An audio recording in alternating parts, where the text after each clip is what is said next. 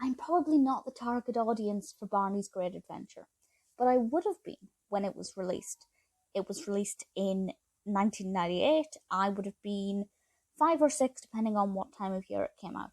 And I was in the mood for some nostalgia. I was thinking I want to watch something from my childhood. Barney popped into my head, and I kind of realised that while I remember a couple of the key songs, I don't remember the episode structure. I thought, I'll give this a watch. I found this, discovered that it was a feature-length film. It's about an hour and 15. I thought, let's give it a go. Let's see what this is actually about. Having watched it, I can say that I kind of agree with the rating on IMDb.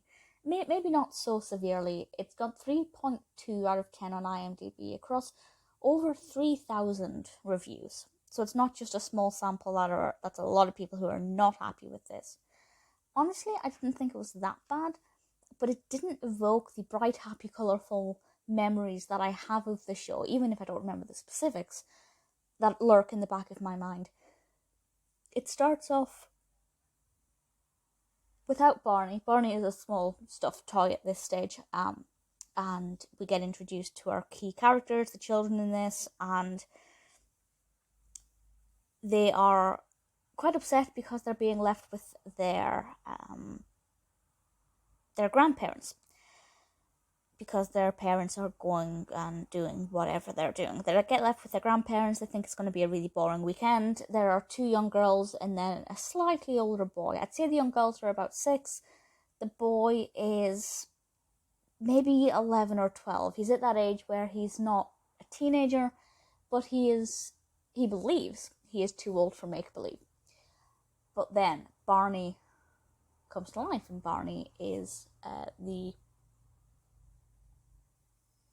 full-size dinosaur from our imagination, and he leads them on an adventure of song and dance, and they start to look for eggs and find this egg, and they don't know what this egg is from, and it takes a peculiar direction, and it wasn't a very interesting narrative, and I didn't really find myself getting emotionally invested in this narrative. Not what I kind of thought I ever would be.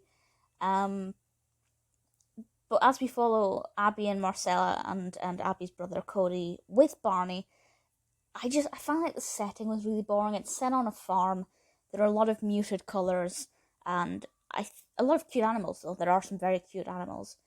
But I find that one of the reasons that Barney as a show works is, first of all, it's in a setting that pretty much every child can relate to. It's usually in a daycare or a nursery or whatever they want to call it. And, that works really well for the young viewer. But it's also very brightly coloured. There are a lot of primary colours, some bright secondary colours. It's a vibrant, fun environment. This is a bit grittier, it's dirtier, it's outdoors, it's not as fun and inviting. It's not really a kaleidoscope of colours. It's quite dull to look at. And as such, I feel like that, coupled with the weak narrative, just didn't really strike me as being that entertaining. Now, not just from my perspective as a fully grown adult who is not the target audience, but I think even as a young child watching this, it just wouldn't have been quite up to the standards of a short episode. There are some songs in this, and the first few songs I hadn't heard of, and for the most part I haven't heard of the songs in this. I don't know if they were written specifically for this, or if they're just, popular nursery rhymes and children's songs that I haven't heard of.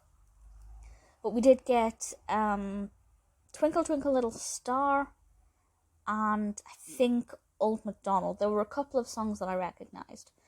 And I'll be honest, when Barney was singing those songs and leading us to sing with him, it was, I could see my younger self getting into it.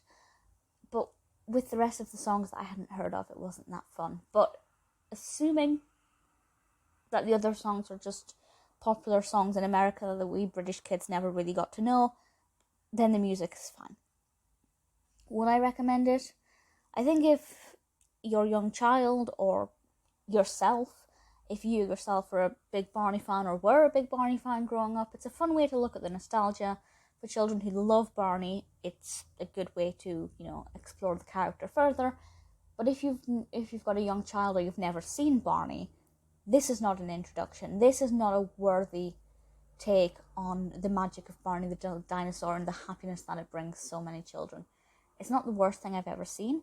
In terms of the production, it's fine. The camera angle's fine. The editing's fine. All of that is, fine. I should also point out that David Joyner played Barney,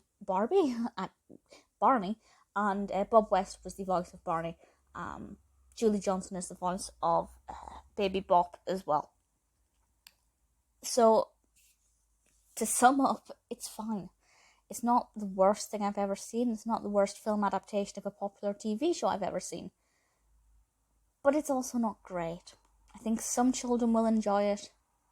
Some won't. It's not one that I would say rush out and find a copy of because it's fairly average.